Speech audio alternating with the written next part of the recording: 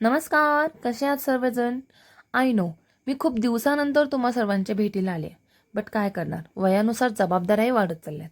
असो, अलीकडे लोकांना अखंड हरिनाम सप्ताह म्हणजे काय किंवा त्याचा विसर पडत चाललाय.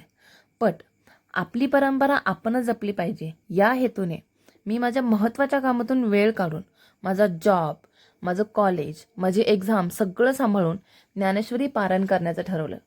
तर माझ्या पारायणाची वेळी परी मला भेटायला आली. ते म्हणतात ना, आपण जबाबदारीने वागलो की आपले घरची मुलेही आपल्या पावलावर पाऊल देऊन जबाबदारीने वागतात. म्हणून परीला ज्ञानेश्वरीची थोडीफार माहिती सांगून तिच्यासोबत थोडंफार खेळून दरवर्षी प्रथेप्रमाणे माझ्या आजोबांच्या हस्ते हा सप्ताह बसवला जातो. आता इथे माझे आजोबा आणि दर्शन पूजा करतायत. पूजा झाल्यानंतर मी फूल नाही तर फुलाची पाकळी म्हणून माझ्या आजोबांना थोडीफार मदत करू लागेल.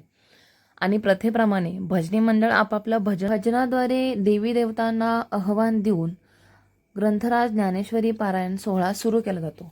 त्यासाठी गावातील श्रेष्ठ प्रतिष्ठित महाराज मंडळींच्या मार्गदर्शनाखाली सगळं नियोजन अगदी व्यवस्थित पार पाडलं जातं.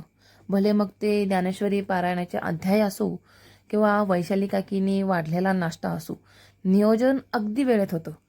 त्यानंतर यापुढचा भाग बघण्यासाठी यासाठी तुम्हाला जरा थांबावं लागेल किंवा आपण म्हणूयात वाट बघावी लागेल. कारण ज्ञानेश्वरी वाचण्याचं माझं हे दुसरं वर्ष.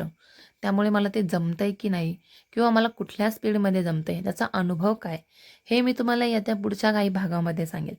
तोपर्यंत आनंदात राहा, खुश राहा आणि भेटूया पुढच्या भागात.